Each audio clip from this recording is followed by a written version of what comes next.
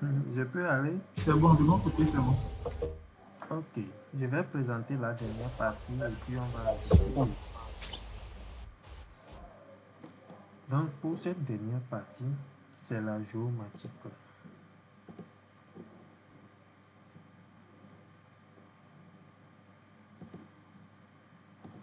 Pour cette dernière partie, comme je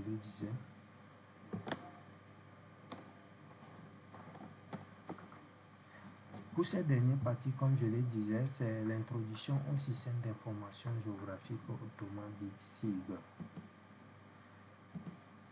Donc, nous allons voir en première position les concepts de base, après nous allons voir les composantes d'un site, puis en dernière partie les types de données géographiques.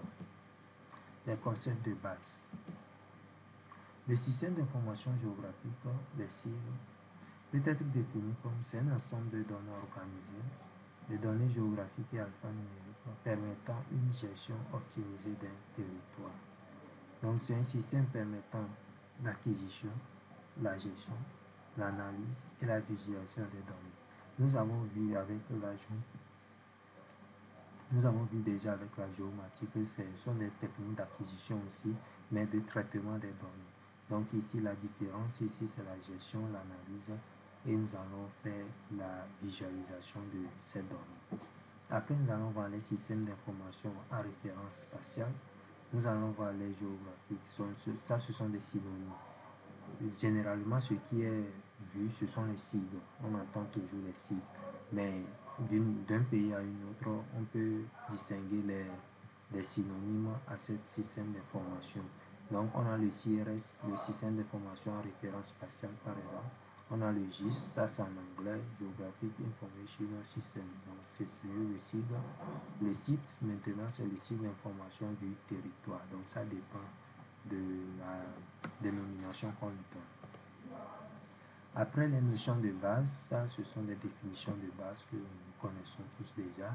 La cartographie comme un ensemble d'études et d'opérations scientifiques, artistiques et techniques intervenant à partir des observations directes ou de l'exploitation des documents en vue d'élaborer une carte.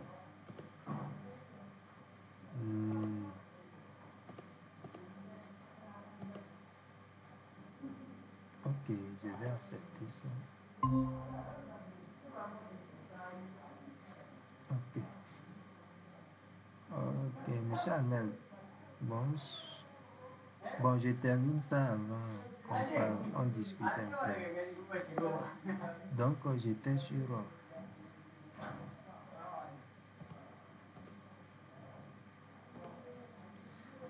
la définition. Donc, c'est un ensemble des études et des opérations scientifiques, artistiques et techniques intervenant à partir des observations directes ou d'exploitation d'un document en vue d'élaborer une carte, un plan et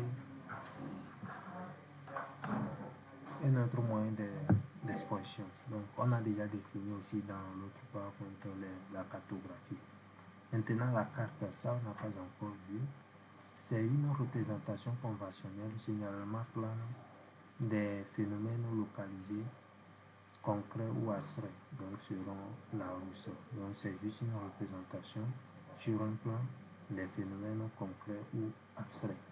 On a un modèle, comme je l'ai dit, on va faire un peu de la modélisation. Donc, c'est une représentation de la réalité utilisée pour simuler un processus, prédire un résultat ou analyser un problème. Donc, l'échelle maintenant, c'est le rapport entre la longueur d'un objet sur la carte et la longueur réelle sur le terrain. Donc, le rapport entre l'objet sur la carte et sur l'objet sur le terrain. Ça, cette définition, ce n'est que des définitions de base. Excusez-moi, je suis parti trop. Qu'est-ce que je fais? Excusez-moi. Ok, j'étais sur la cartographie, topographie. Donc, on a deux types de cartes, les cartes topographiques et les cartes thématiques. Donc, on va en développer au niveau du logiciel. Donc, nous avons les cartes topographiques. Donc, elles décrivent les objets physiques visibles à la surface de la Terre. Pour les cartes thématiques, elles décrivent particulier les activités données. Donc, on peut avoir la végétalisation, par exemple, la géologie, la population, l'agriculture, etc. Ça, ce sont des cas thématiques. Donc, elle prend en compte un thème. Mais la topographie, la carte topographique tient en compte des objets physiques visibles à la surface de la Terre.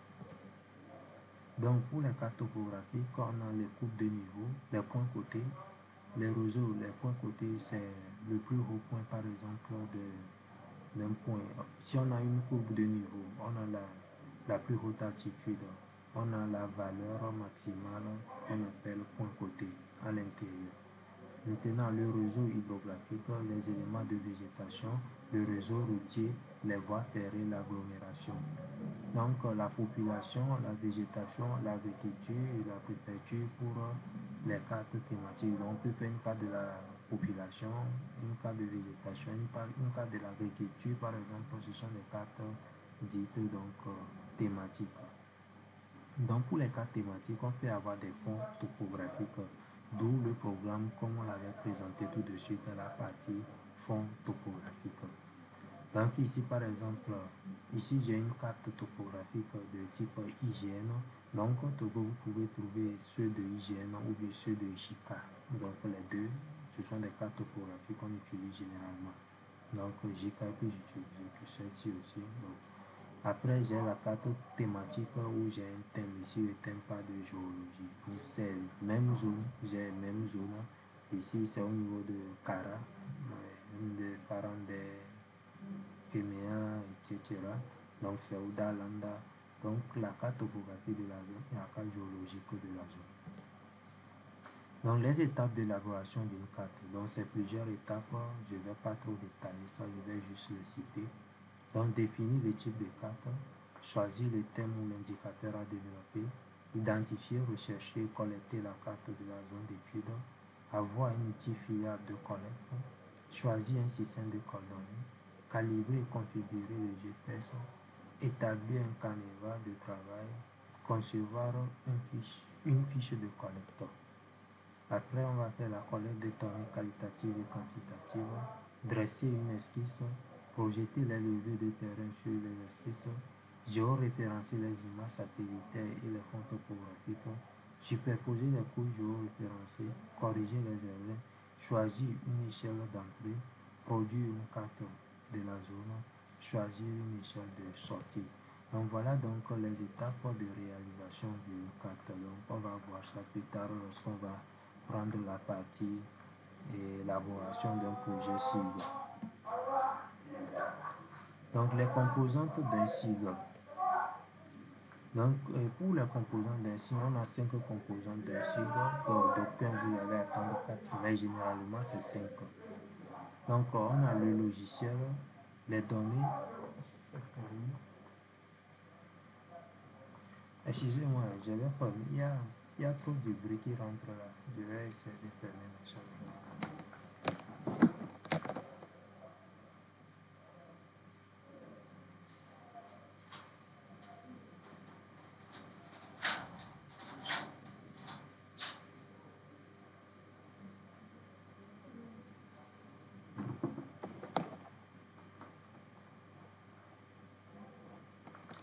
Ok, comme je le disais, on a les 5 composantes. Nous avons les logiciels, le matériel, les données et les utilisateurs. Donc, on a le logiciel, le matériel, les données et les utilisateurs. Donc, ce sont les 5 composantes du système d'information géographique. Donc,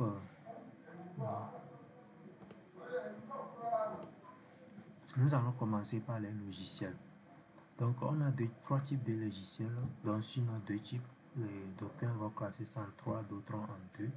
Donc, on a les logiciels payants comme ArcGIS, MapInfo, NVSoft, les logiciels libres comme QGIS, GraphGIS, PostGIS et les logiciels gratuits comme GIFAGIS ou Autodesk. Donc, souvent, d'aucuns classent ça en 2 catégories, les logiciels libres et les logiciels gratuits ensemble. Donc, quand on parle de logiciels libres, c'est le logiciel propriétaire et les logiciels dont on a besoin de payer. Donc, on doit payer ces logiciels avant de les utiliser. Mais néanmoins, nous, on utilise des versions propriétaires. Donc ici, j'ai l'interface de ArcGIS, QGIS, et ici c'est Software. Donc je disais, on va utiliser dans cette formation ArcGIS, QGIS et Software. Ici c'est ArcGIS Pro. Ici c'est la ArcGIS, donc la version édition qui était passée et qui est bloquée. Donc la version Pro c'est ça. Maintenant, on a ici c'est MapInfo, ici c'est Envy, ici c'est GraphGIS. GraphGIS est utilisé aussi dans QGIS. Donc, à part les logiciels, les matériels. Donc, pour les matériels intervenant dans la réalisation d'un site, nous avons les ordinateurs, les tablettes, les drones, etc. Donc, on va les distinguer en trois catégories. Donc, on a les ordinateurs et serveurs. Donc, ici, où nous allons faire les cartes. Après, nous avons les dispositifs de collecte de données. Nous avons le drone et le GPS et nous avons les périphéries maintenant. Donc, on a tout ce qui est comme ordinateur et périphérie, comme vous voulez. Donc, après, nous avons les données. Donc, il faudrait faire la différence entre données, informations et connaissances. Données, c'est une collection de faits et d'observations recueillies sur des lieux, des phénomènes, des objets.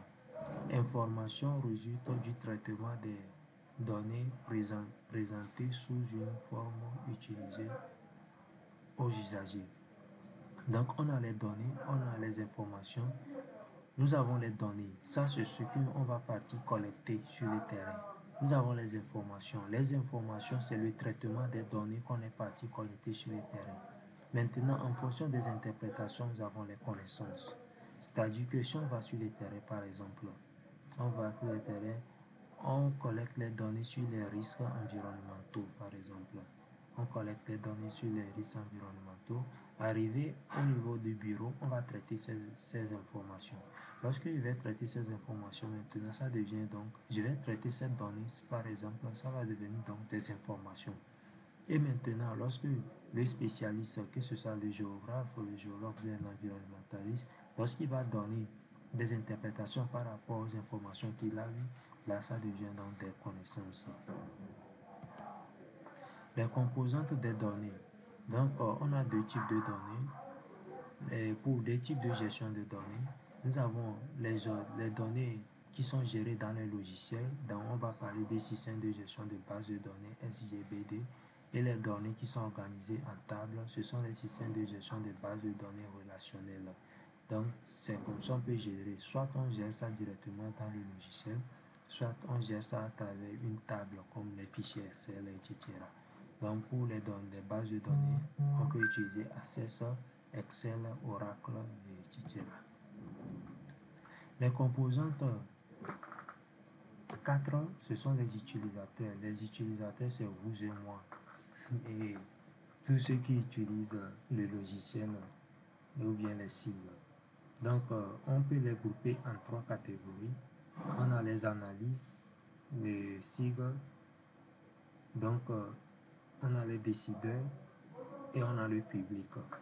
Donc, ici, on va catégoriser trois personnes qui utilisent les sigles. Ceux qui font l'analyse, c'est nous, c'est-à-dire ceux qui font la conception, vous et moi. Vous êtes en train d'apprendre comment faire la conception pour le moment.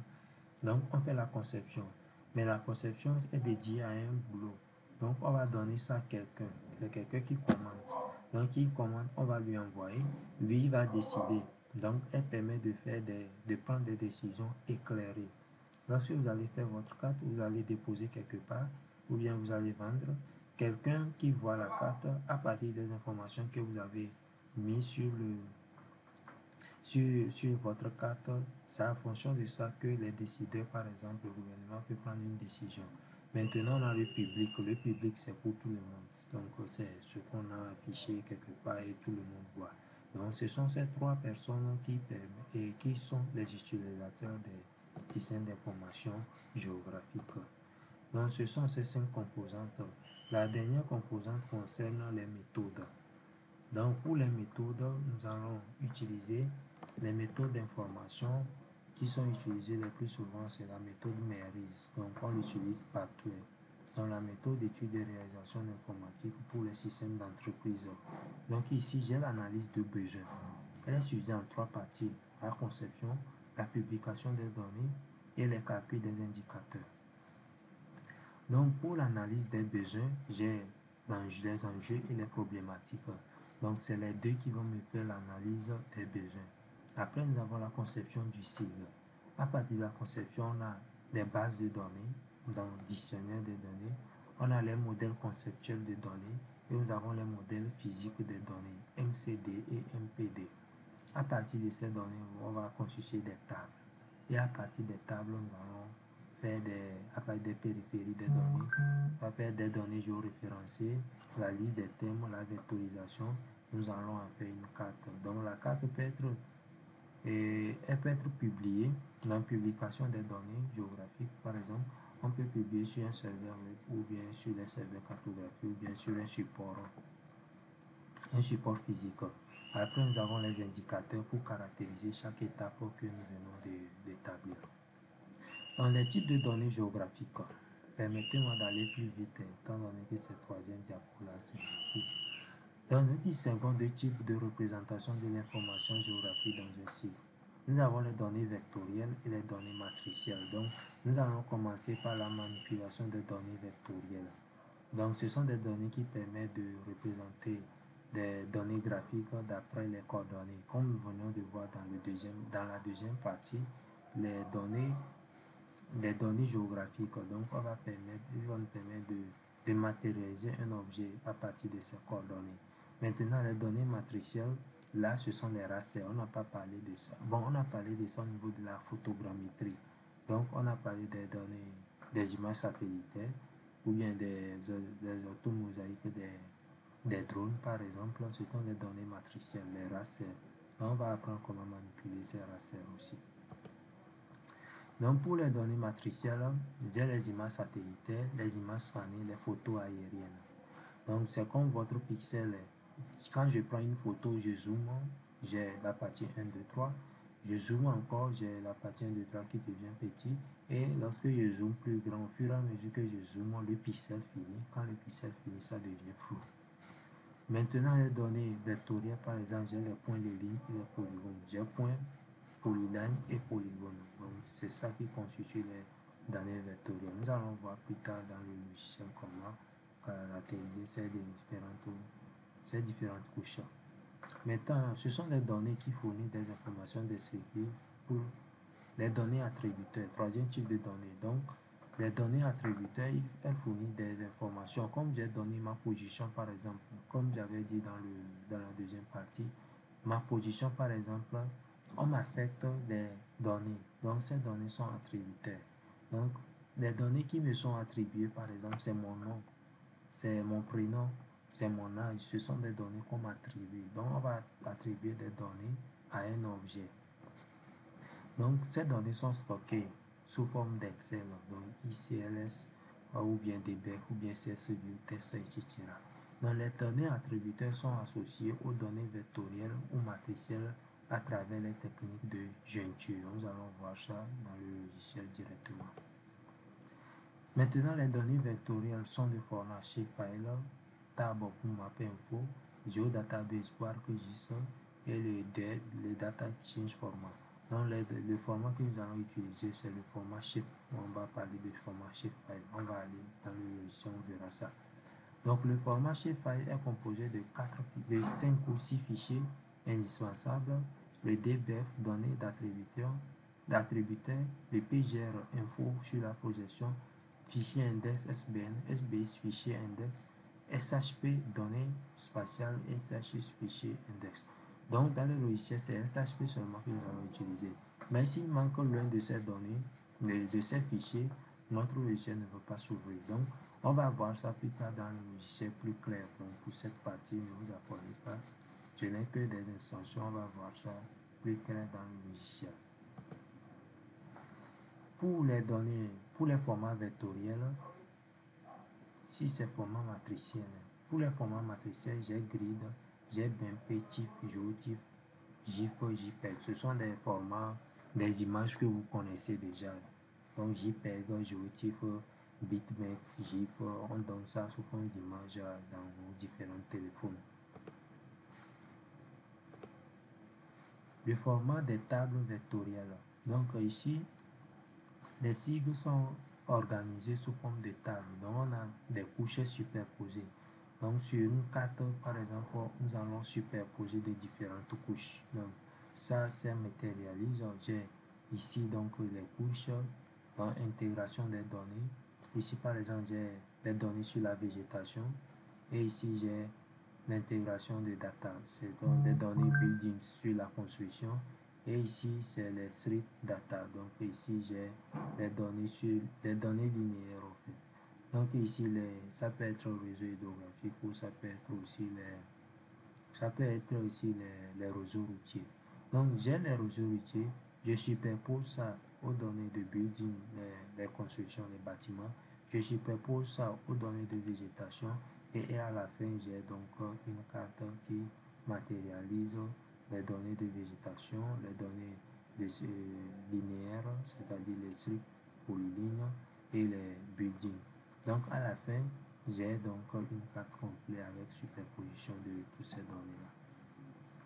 Donc pour séparer, pour ici c'est même illustration, l'imagerie, l'élévation, l'hydrographie, l'administration, l'andylose et aussi des c'est même illustration. Donc ici, bon, ça résume un peu tout ce qu'on vient de faire, du début jusqu'à la fin. Avec quelques questions. Normalement, si on était en présentiel, je devais poser ces questions-là pour qu'on voit un peu l'assimilation. Donc, quelles sont les différences entre la géomatique et les systèmes d'information géographique? Énumérer les domaines d'application et l'avantage de la géomatique. En projection UTM marcateur transversal universel, ton pays s'étend sur combien de zones? Citer en les situant par rapport à un lieu. Donner les informations géographiques ou les géo-informations d'un lieu que vous connaissez bien. Donc, je pense que vous allez noter ces questions. Notez ces questions-là. Et la séance prochaine, on va essayer de traiter ça avant de continuer avec les logiciels. Donc, je vous donne un temps pour noter la question. À la fin, après avoir noté la question, ou bien je fais capture, je vous donne. Bon, c'est bien de noter. Notez ces questions lorsque vous finissez. Puis pour cette présentation, c'est la fin de cette présentation et puis c'est la fin de toutes les présentations qu'on a eu à faire. Après ça, on va juste discuter sur des autres éléments. Donc, je vous donne le temps de noter la question et on continue. Après avoir noté, il faut me dire que c'est fini. Comme ça, on va continuer. C'est bon? D'accord. Ok. Ça fait 4 questions.